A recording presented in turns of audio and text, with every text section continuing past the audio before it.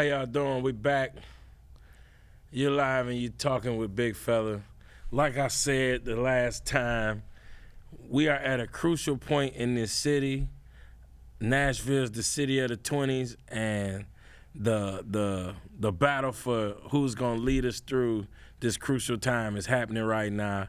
And we are lucky enough right now to have my man, Jeff Yarbro, in here with me. How you doing, Jeff? I'm doing great. How you doing, big bro? Man, I'm good, bro. I'm good, man.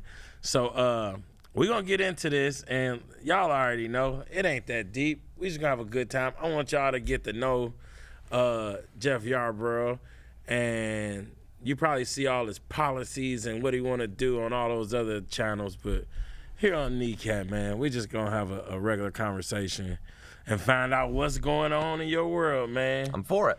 All right, so you've been out on this campaign trail. Been out on the campaign trail every day. I was just telling you, I was like, you must like this stuff. You know, I really do. So you don't do this kind of thing if you don't kind of like politics. Yeah.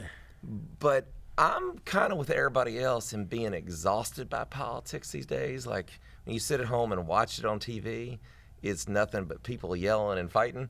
But when you actually get out and campaign, you're like, you get outside of your bubble and you go see everybody else's bubbles. Yeah.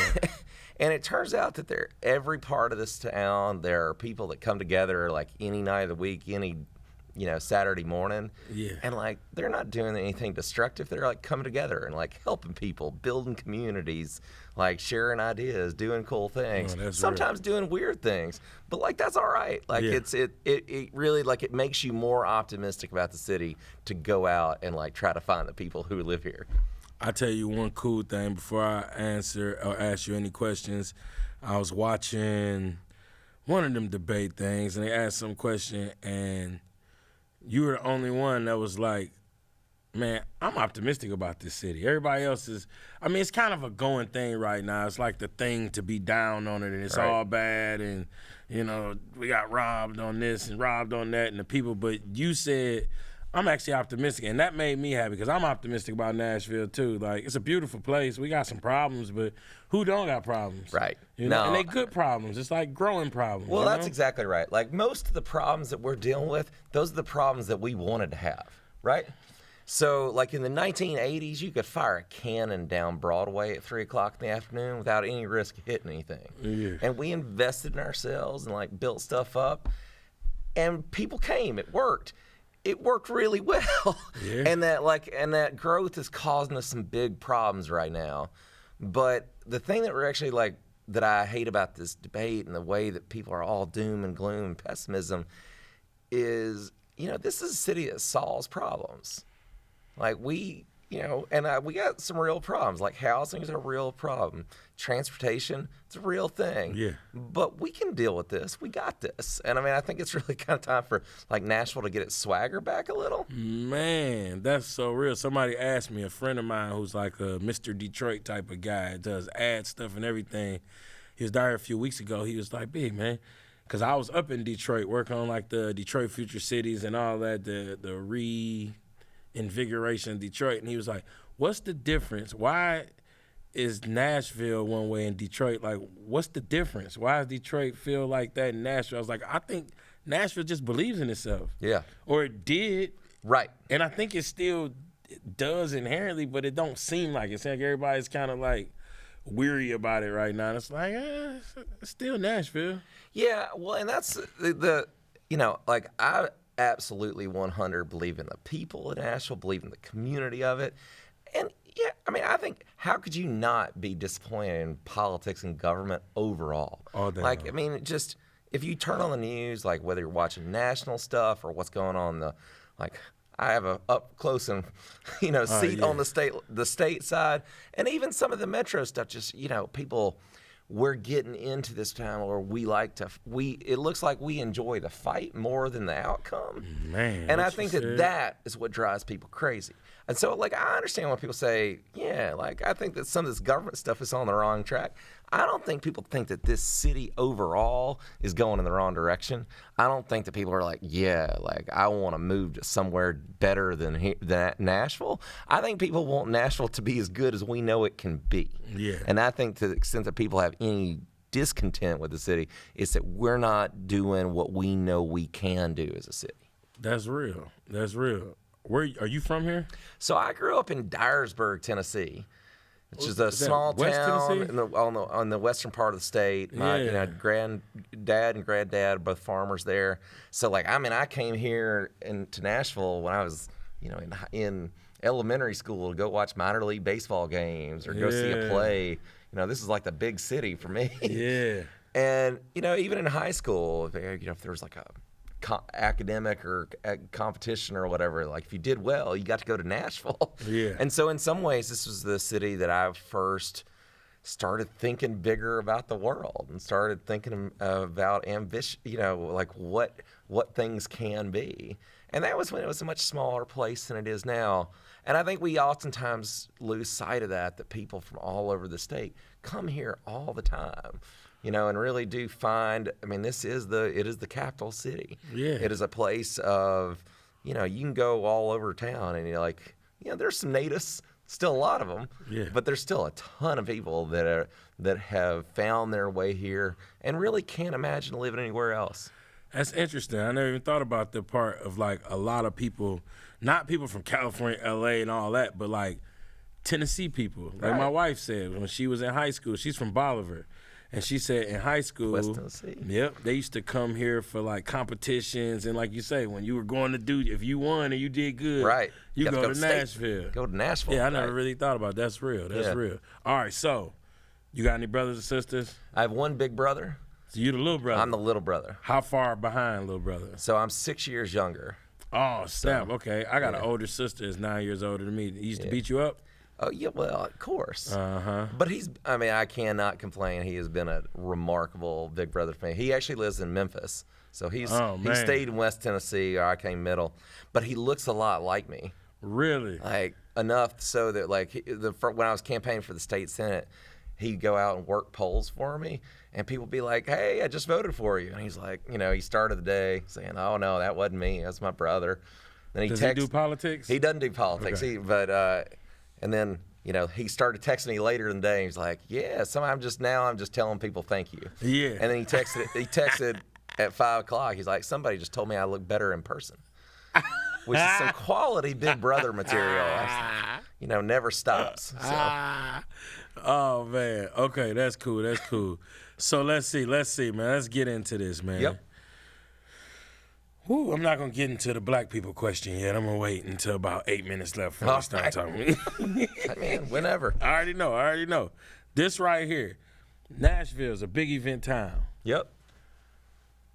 And it was set up like that. Like, they've been working on getting this to this point for a long time, and they've done a good job on, like, marketing the city and making it a place for really big things to happen, right? Is it possible, do you think it's possible for it to be a real big event town with big things coming and still be a place for Nashvillians, the Nashville for Nashvillians? Can that coexist peacefully, or is it just always like, nope? No, 100% it can and it must. Yeah. Right? Like, we did design the city to have some big events. And can you imagine a Nashville where Taylor Swift's on tour and doesn't do an event in Nashville? Right? Like, she should do a 3-night stand here. But it shouldn't break the city when she does. Yeah. Right? Like, you still ought to be able to drive around. Yeah. And you still ought to be able to do things. Look, we're a big city, and at some level we got to start acting like it. So, like, if you go to New York, I went to New York during, took my kids up, my big post-COVID trip, was taking them up to the Macy's parade on Thanksgiving. But, like, there's events all the time there, but they make room for their residents. Yeah. And like, oh, you're a resident? Like, well, we'll move these police barriers and you get to come in here. Like, you do have to make sure that the people who live here are taken care of. The other thing on that is we do need to see a lot more. We need to have some events that are really for us. Yeah. I mean, I think that it can feel like you're under invasion sometimes because it needs to feel like there's things that are really for the people who make this place a home. That's super real. I feel And there are some, but like there need to be more things where we are intentional about creating that space. Yeah, where it's not just like making everything extra inviting to people to come in, to tourists. It's like, nah, the people here, do it for the people here. And like you can think of, I mean, like so, like up in like East Nashville, doing this thing, like the river, you know, at Shelby Park, like that's a great event. I almost don't want to tell people because, like, you don't want other people to start crashing in because I think those things really are community events. But you need more things like that where people really do feel like the amenities of the city are for us too. All the way, all the way. That's real. That's real. Okay, then. This is a real good one for you, being that you are in that dirty state house. Right. You know what I'm saying? Which, weirdly, I've been saying this, politics is weirdly the only place left where you could be, like, openly racist, sexist, right. bigoted. You can't do that with no job, even if you're the CEO of wherever. I mean, even if you're like Oracle, the manager of anything, Arby's, like you can't do that, right? Like you gotta. Even if you got a big job, even if you're like CEO of ESPN or something, you can't be openly racist. You'll get canceled, fired, all of that. Yes. But in politics, in these state houses, it's so weird. It's weird. That is like okay. Yeah. Man, so the questions with that wasn't even a question. I just wanted to point that out. No, I'm with you. You being in the state house and with the city, I was at we actually had appointed some kneecap board members got appointed the day after they appointed the new board members. It was like the last time the people came and wanted to do the Republican National Convention, and it kind of got shot down. It seemed like people just didn't want to deal with it. They're like, we'll just pass that off to the next time.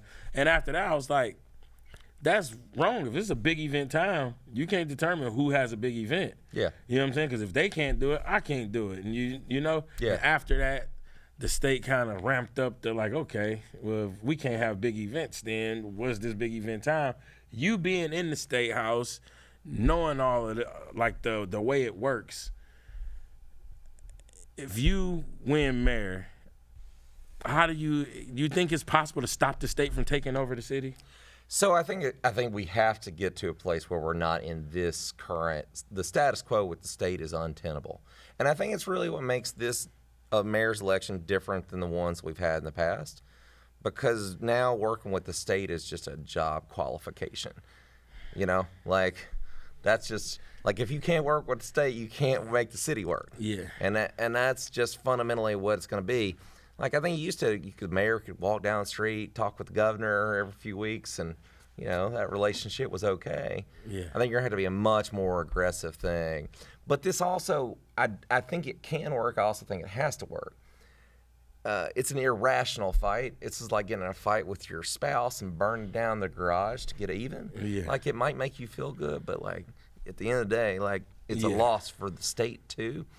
And the state doesn't need Nashville to be, you know, a city that built in their image.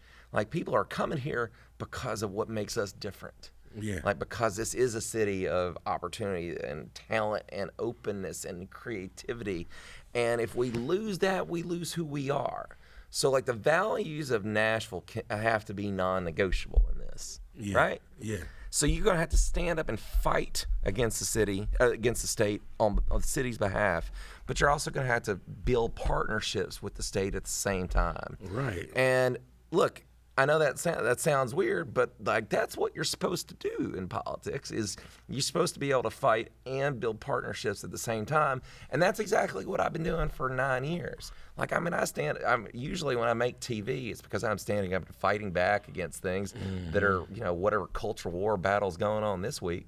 But when I'm not doing that, I'm actually working with those same people trying to figure out how do we fix DCS. And I've passed over 80 bills that I'm the prime sponsor, where I'm working with Republicans day in, day out. And a lot of those things are the work of the city, like how you regulating party buses, how you creating the tools for affordable housing, how are you expanding access to child care.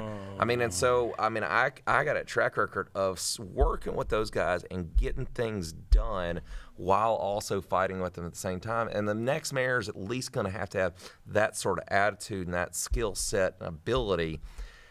And there's enough city management going on that, like, I'm pretty happy to not be learning that part on the job. Right.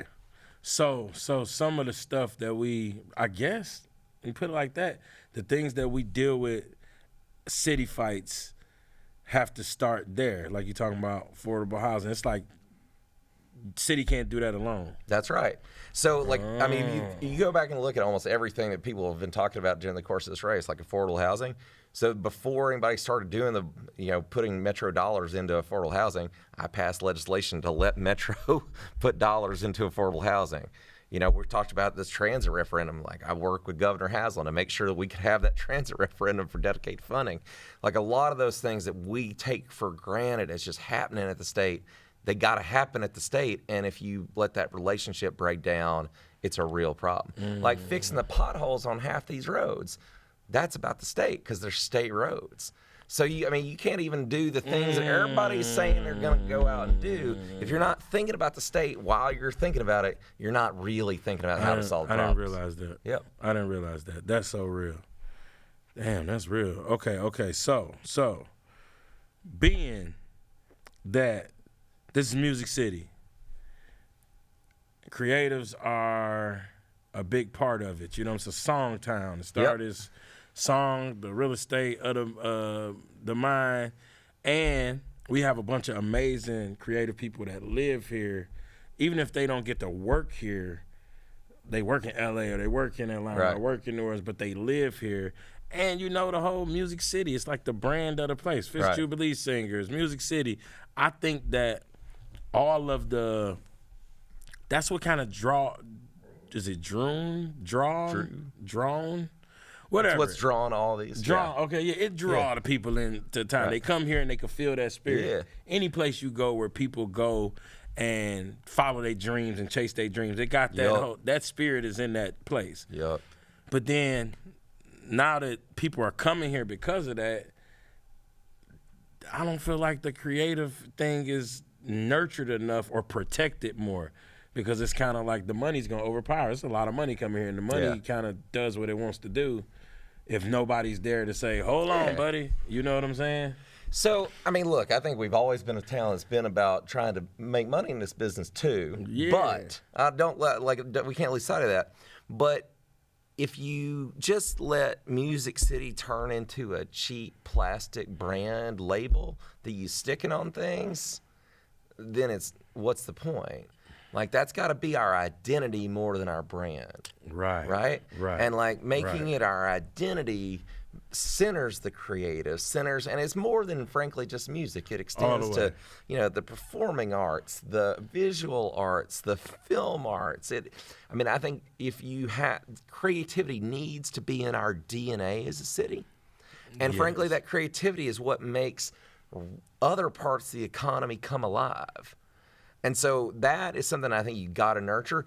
And increasingly, you can't have a city where you write lyrics about moving to Nashville with $1 and a dream, but you can't actually do it in real life. Yeah, that's real. And right now, you can't actually do it in real life. You got to live like 85 miles away, to be able to crack into being a songwriter, and that's not okay. Like, we got to figure out ways to create some more affordable, not just housing for folks, but where's the creative spaces and rehearsal spaces and venues where people can get started, and those types of things that really create that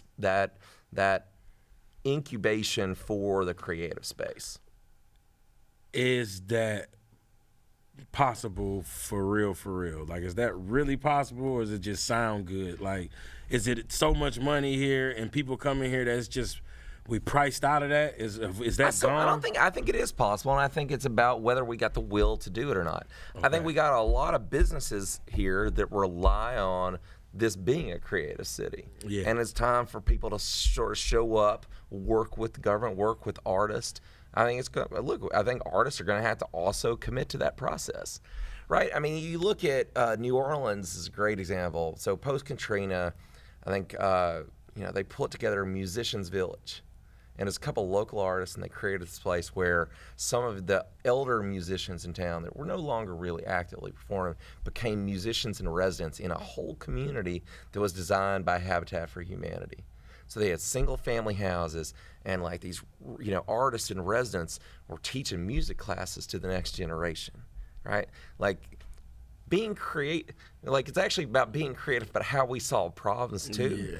But that is the kind of thing that we should be thinking much more aggressively about. I mean, we did it with Rhyme and Lost here. Yeah. But like that, I think we ought to take that idea to the next more level. of that. Yeah. That's super real. That's super real. All right, this is my good quality black people question. All right. So, when I was in Detroit, I was like up there. I kind of was trying to get out of here and move back. My father had died, sent me back to Detroit, and I was being part of like the revitalization thing. And Detroit Future Cities, they had this beautiful 50-year plan, really a framework, it wasn't a plan. Beautiful like civic document, which I don't really go together, but it was. And Detroit being historically African American city, I guess at least the last 40 years. But I think more than that, in that document, all the stakeholders put into it, the companies, the metropolitan areas, the community organizations, everybody. It was a real extensive process to get this together. But in that book, there were areas where it had to be like strong African American communities with business areas. I guess you can't have a Detroit without solid African American neighborhoods that got businesses and all that. And then I get back here, and as I'm looking, trying to figure it out, does Nashville have to have black people? And why? If it does, if it's in the plan, if it's not in the plan, will it happen? Will the money come and just buy? Like if some big investor from wherever came in with a bunch of money and bought up a bunch of stuff on North Nashville, you're not getting that back. Right. You know what I'm saying? Once it's gone, it's gone. It's gone. So if it's not in a plan to have a thriving African American community, it could be lost. Is that important in Nashville? Does it have to? It's never been a majority black city. Maybe the music, maybe the Fisk, maybe, I don't know. What do you think?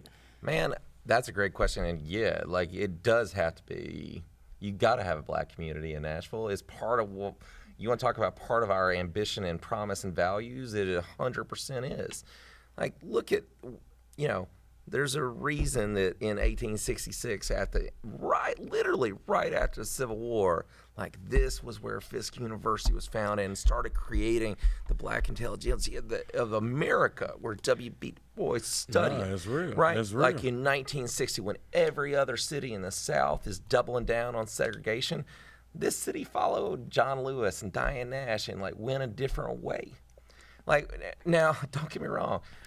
We don't always live up to that promise, and you can look all around and see the evidence of that. Yeah. I mean, every interstate junction in this city is with the community, the African American communities that existed in this town in 1865, right? Like that is the reality, and we have to be cognizant of that and be real intentional about how we're growing. Like you can't. And I think when you talk to people about like, oh, we got to have a Jefferson Street revitalization.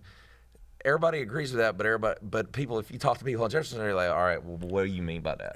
Right? Yeah, all the way. And they should, because they've seen that movie before and seen how it turns out in a way that really isn't about us. Yeah, it don't benefit them. And I think that we got to make sure that what you're doing and what we're investing in is something that really works for people.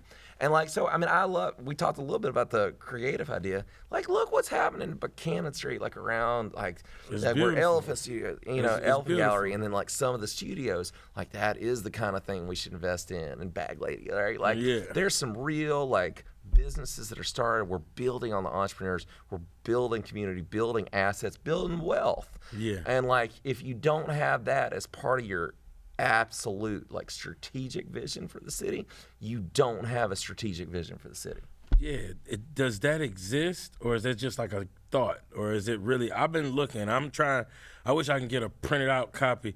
It's weird. We need like that Nashville Next and even the East Bank. We need like some printed out copies that people could read. You know what I'm saying? Like, I'm trying to find. I'm not good at reading on the internet, but if you had the actual book, but does that exist? Is that part of the thought or part of some plan, or is that just a good thought that we have? No, well, so I think it has to be.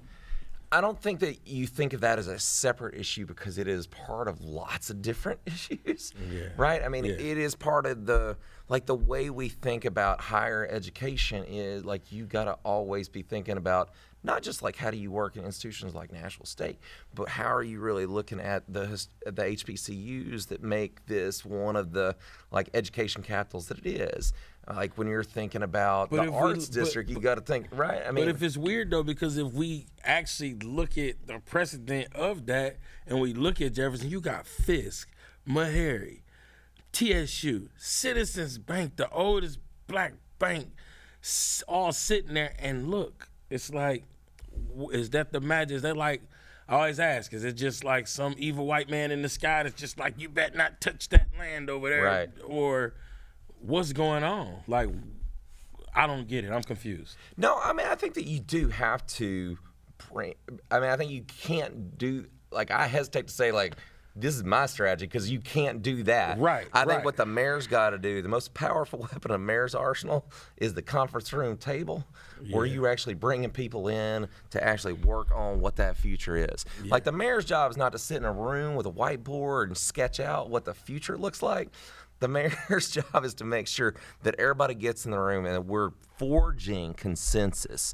And you can't get everybody on the same page. I know what you mean. But you can get everybody in the same chapter and going this way in the book. Yeah. And I think that forging that kind of working coalition and direction for the city is what we need right now. You know, like in September, we're going to elect our 5th mayor in 9 years. And it feels like we're going to be electing our 5th mayor in 9 years. And I feel like we had some stability. That's real. And I think what we got to do right now is kind of come back together, think through, like, what is our plan for this? Yeah. What is our plan to make sure that that Music City's still like a real identity, not a brand? What's our plan for tourism to be for families and not just for, the bachelorette party? Not that there's anything wrong with the bachelorette party, but like it shouldn't be all we do. What's our plan for all these different things, and how do you we want to not just be like Southern hospitality like everybody else. Yeah. This is supposed to be a town where people are welcome and their family, and we got a plan for their future, but we got to start getting back to planning again. No, that's real. That's real. Man, I appreciate you, man. Love it. Thank you, brother. So we winding down. We want to thank Mr. Jeff Yarbro for coming through here on this mighty race to, I was going to say the White House, but that's not it. No, on sir. This mighty race to the court. What is that called? The courthouse. It's the courthouse? Yeah. On that mighty race to the courthouse. Right there off James Robertson. You know what it is. Everybody got a decision to make. August 3rd is coming up, and we getting to talk to the man right now, tell us his perspective, and we hope. Oh, see, it's the light switch. We hope y'all enjoyed this. You got anything you want to say before we get out of here, man? Just ask for people to cast your vote for me if you live in Davidson County. If you don't live in Davidson County, I'd love for you to move here. It's the best city going. And cast your vote on August 3rd. You can learn more about me at jeffyarbro.com. There you go. You heard it. Thank y'all very much for coming to this rainforest with us. And we'll see you next time. Peace.